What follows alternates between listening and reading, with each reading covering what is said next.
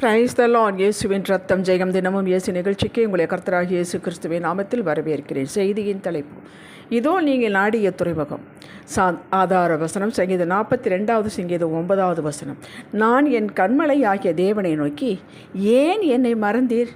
சத்ருவினால் ஒடுக்கப்பட்டு நான் ஏன் துக்கத்துடனே திரிய வேண்டும் என்று சொல்லுகிறேன்.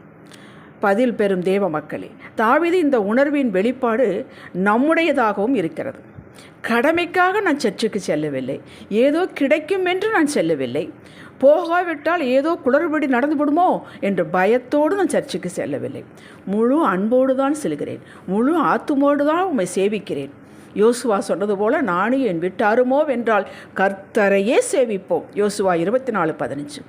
ஆம், இந்த மன நிர்ணயம் எப்போது எனக்கு உண்டு.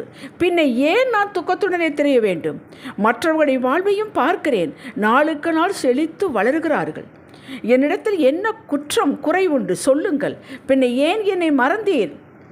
எதையாவது ஒன்று பிடித்து கொண்டு மேலே வரலாம் என்றால் அது பாதியிலேயே அருந்து போகிறது. சுற்றி சுற்றி பார்க்கிறேன், ஒன்றும் புரியவில்லை. ஏனப்பா இயேசு ஏன்? இவைகள் அநேகருடைய அங்கலாய்ப்பாய் இருக்கிறது. தாவீதுக்கு சொன்ன பதிலும் விளக்கமும் இன்றைய காலத்தில் இயங்கிக் கொண்டிருக்கும் நமக்குந்தான் பொருந்தும். அதேதான் கர்த்தர் சொல்கிறார். முதலில் ஒன்றை புரிந்து கொள்ளுங்கள். பாதையை ஓட்டத்தை நிர்ணயித்தது நியமித்தது நான், நீங்கள் அல்ல. ஒவ்வொருவருக்கும் தனித்தனி பாதை, தனித்தனி ஓட்டம். என் நேசம், பரிவு, தயை எல்லாம் எல்லார் மேலும் ஒன்றுதான். என்னிடம் பாரபட்சம் இல்லை. ஒரு சிலரை சேலஞ்சான வேலைக்கு முன்குறிக்கிறார். சேலஞ்சு கடினமாக இருப்பதால் ட்ரைனிங்கும் கடினம்தான். ஆர்மி பீப்புளுக்கு கொடுக்கும் ட்ரைனிங் வேறு, ஐடி செக்டார் கேண்டிடேட்டுக்கு கொடுக்கும் ட்ரைனிங் வேறு. எல்லாவற்றையும் என் சித்தத்தின்படி தான் செய்கிறேன். அதற்கு தகுந்தாற்போல் தாளந்துகள் திறமைகள் கொடுக்கிறார், கிருபையும் கொடுக்கிறார், நிறைவேற்ற எல்லா காரியங்களையும் கொடுக்கிறார். இயேசுவினுடைய உள்வட்டத்தில் இருந்த அந்த 3 அப்போஸ்தலரான பேதுரு, யோவான், யாக்கோப் இவர்களின் அழைப்பு வேறு. அதனால் சிச்சையும் அதற்கு தகுந்தாற்போல் இருந்தது. ட்ரெயினும் கடினமாக இருந்தது. ரிசல்ட் ஒப்பற்றதாக இருந்தது. எபிரேயர் 12 வசனத்தில் நமக்கு நியமித்திருக்கிற ஓட்டத்தில் பொறுமையோடு ஓடக்கடுவோம். இந்த வாழ்வின் ஓட்டம் நாம் நியமிக்கவில்லைங்க, அவர் நியமித்தது. நாம் சொந்த ஐடியாவில் ஒன்றை ஆரம்பித்திருப்போம். கொஞ்ச நாட்களில் அதை யூடர்ன் எடுத்துக்கொண்டு வேறு திசையில் போய்கொண்டிருக்கும். ஆம், அவரது சித்தத்திற்கு திருப்புகிறார். நீதிமொழிகள் 21:1 ராஜாக்களின் இருதயம், அதாவது நம்முடைய இருதயம் கர்த்தரின் கையில் நீர்க்கால்கள் போல இருக்கிறது. அதை தமது சித்தத்தின்படி அவர் திருப்புகிறார். நாம் ஒன்று நினைச்சு செய்தால் கடவுள் ஒன்று நினைக்கிறார் என்று நாம் சொல்வது உண்டு. விசுவாசத்தில் நமக்குள் துவக்கிறவரும் அவர்தான், முடிக்கிறவரும் அவர்தான். அவர் துவக்கினால் நமக்குள் நாம் மூலமாக ஏதோ ஒன்று செய்ய வேண்டும் என்று அவர் துவக்கினால் அதை அவரே அவரது பாணியில் அவரது நேரத்தில் நடத்தி அற்புதமாக முடிப்பார். இதற்கு நீங்கள் சந்தேகமே பட வேண்டிய அவசியமில்லை. அவர் நியமித்தது தானே அற்புதமான பாதையாக இருக்கும் என்று நினைத்து விடாதீர்கள். அவர்தானே பாதையை நியமித்தார், அவர்தானே ஓட்டத்தை ஆரம்பித்து கொடுத்தார், விசுவாசத்தை துவக்கினார், எல்லாம் அவர்தானே செய்தார். பின்ன ஏன்? உண்டு, பாரமும் உண்டு, பாவமும் உண்டு. அதனால்தான் இவைகளை தள்ளிவிட்டு பொறுமையோடு ஓடுங்கள் என்றார். எபிரேயர் 12:1 முழுமையாக வாசித்து பாருங்கள். இப்படி பொறுமையோடு ஓடி ஓட்டத்தை முடித்த பவுல் சொல்கிறான், நல்ல போராட்டத்தை போராடினேன், ஓட்டத்தை முடித்தேன், விசுவாசத்தை காத்து கொண்டேன். 2 தீமோத்தேயு 4:7. அது என்ன நல்ல போராட்டம்? ரிசல்ட் அற்புதமாக இருந்தது. ஆகையால் திரும்பி பார்த்து தான் கடந்து வந்த பாதையில் பட்ட பாடுகள், உபத்திரவங்கள், துன்பங்கள், அவமானங்கள், கஷ்ட நஷ்டங்கள், நாச மோசங்கள் எல்லாம் நினைத்து நல்ல போராட்டம் என்கிறார். ஏனென்றால் ரிசல்ட் நல்ல ரிசல்ட் இல்லையா? இதற்காகத்தானே இத்தனை பாடுபட்டோம். ஒரு பெண் குழந்தை பெறப்படுகிற பிரசவ வேதனை சொல்லி முடியாது. ஆனால் குழந்தை பிறந்தவுடன் அதை நினைத்து அழுது கொண்டிருக்கிறாள்? இல்லை, மாறாக குழந்தையை பார்த்து மகிழ்கிறாள். அந்த வேதனையெல்லாம் அவள் நினைப்பதே இல்லை, அது மறந்து போயிற்று. அப்படித்தான் இப்போது துக்கம். கர்த்தர் மறந்தாரோ என்று. அவர் நியமித்த ஓட்டத்தில் எல்லா பாடுகளும் துன்பங்களும் ஒரு நொடியில் மறக்கும் அளவிற்கு பலனும் உண்டு, பலனும் உண்டு. தாவீதின் வாழ்வு, யோசேப்பின் வாழ்வு நல்ல உதாரணம்.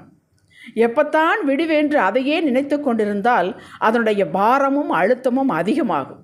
சரி வரட்டும் என்று மனதில் தீர்மானம் பண்ணி கொண்டு கொடுத்த வேலையை கர்த்தர் பார்க்கிறார், இதை கர்த்தருக்காக நான் செய்கிறேன், கொலேசியர் 3:24 என்று செய்து கொண்டிருந்தால் அவர் வகுத்த நேரம் டக்கென்று வந்தது போல இருக்கும். யோசேப்புக்கு வரலையா? ஏசாயா 49:15-16 வசனங்களை வாசித்து பாருங்கள். தாய் தன் பாலகளை மறந்தாலும் மறக்க வாய்ப்புகள் உண்டு, நான் உன்னை மறவேன் என்கிறார். உள்ளங்கையில் நம்மளை மறந்திருக்கிறாராம். நம்ம மதில்கள் அவருக்கு முன்பாக இருக்கிறது என்கிறார். யோசேப்பின் நன்மை பெற்ற பானபாத்திரக்காரன் மறந்தான். உடன் பிறந்தவர்கள் அடிமையாய் விற்றார்கள். நன்மை செய்த யோசேப்பை தீமை செய்தான் என்று சிறையில் போட்டார்கள். இதையெல்லாம் பார்த்து கொண்டு கர்த்தர் வேடிக்கை பார்ப்பது போல யோசேப்புக்கு இருந்திருக்கும். நாம் சொல்லுவது போலத்தான் அவனும் நினைத்திருப்பான். அவனும் மனிதன் தானே. ஆனால் கர்த்தரோ நேரம் வந்தபோது அவர் உயர்த்தினதை எந்த வல்லமையாலும் தடுக்க முடியாதபடி ஒரே உயர்வாக உயர்த்தினார். எந்த இடத்தில் வெட்கப்பட்டானோ, தாழ்மைப்பட்டானோ, அவமானப்பட்டானோ, அவனுக்காக பேசுவதற்கு ஒருவரும் இல்லாமல் இருந்ததோ, இனி அவன் கை உயர்த்தினால் அத்தனை பேர் அமர வேண்டும். அந்த அளவுக்கு உயர்த்தினார். பாடுகள் அதிகம் என்றால் ஆளுகை அதிகம், மறக்க வேண்டாம். நம் காலங்கள் அவருடைய கருத்தில் இருக்கிறது. சங்கீதம் 31:15. நம் எதிர்காலம், செழிப்பு, ஆரோக்கியம், ஆளுகை அவர் பத்திரமாக பாதுகாப்பாக வைத்துள்ளார். அதை ஒருவனும் பறிக்க முடியாது. அவர் கையில் இருக்கும்போது கெட்டுப்போகவும் முடியாது, மாற்றவும் முடியாது. அப்படி உள்ளது உங்களுடைய அற்புத வாழ்வு. மலர்ந்து வருவதற்கு வெகு சில நாட்களே உள்ளது. திடன் கொள்ளுங்கள். எபேசியர் 3:20 படி நீங்கள் வேண்டிக் கொள்வதற்கு, நினைப்பதற்கும், எதிர்பார்ப்பதற்கும் மேலாக வந்து சேரும்.